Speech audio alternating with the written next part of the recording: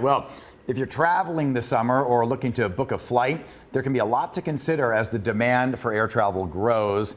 So do cancellations and delays. And joining us this morning to help you prepare for air travel in 2021 is Willis Orland from Scott's Cheap Flights. Good morning, Willis. How's it going? Good morning, Jason. I'm fine. How are you? I am good, but you know what? We just talked about it. Actually, for the last 4 days, we've been talking about Spirit Airlines and problems here with flight cancellations. We expect delays and cancellations this week especially. So what tips do you have for travelers if their flights get delayed or canceled? Yeah, anytime you shut down a sector of the economy as big as travel, there are bound to be some issues as you get up and going again.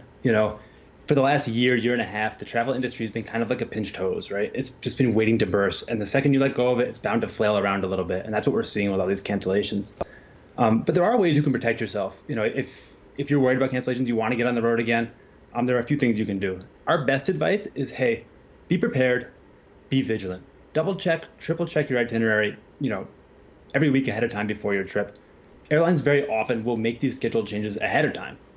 And they may not be that vigilant about letting you know quickly. Yeah. It's up to you sometimes to kind of check it out, see what happened, and then you can make those adjustments to your schedule from the comfort of your own home instead of finding out in the airport. Right. And a lot of us don't do that, unfortunately. So that is definitely a good tip right there. Now, flights often get overbooked. How can travelers make the most of those situations? Yeah, overbooking is, for me, one of the most exciting things, especially on a leisure trip, right? If you're going somewhere and you don't have a really tight timeline and you hear them call out and they say, hey, we've booked too many people on this flight, you are legally obligated, if you get bumped, to compensation, to cash compensation. It can be hundreds, even in the low thousands of dollars. It can be a lot of money. So if you're not on a tight schedule, if you hear that plane's going to be really full, listen, run to that counter. Don't run to that counter and volunteer yourself if you have that flexibility. You'll get that voucher. You'll have a chance to travel more in the future, and they will get you from point A to point B eventually, as long as you have that flexibility. It's so nice when you have flexibility in traveling. It really is nice, and the opposite is the worst. The opposite is definitely the worst, yeah. Yeah. Is now still a good time to book? Are airlines still offering flexible options for free? Yeah, actually, now's a great time to be booking air travel. The pandemic kind of illuminated low prices, but prices have been really, really low for air travel for the last 6-7 years.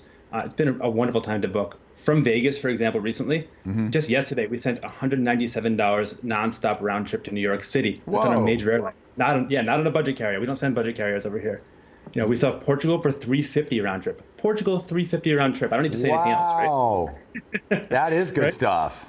So these things are popping up. The biggest thing is be flexible. When these come up, notice that airlines are offering those free changes on tickets above basic economy.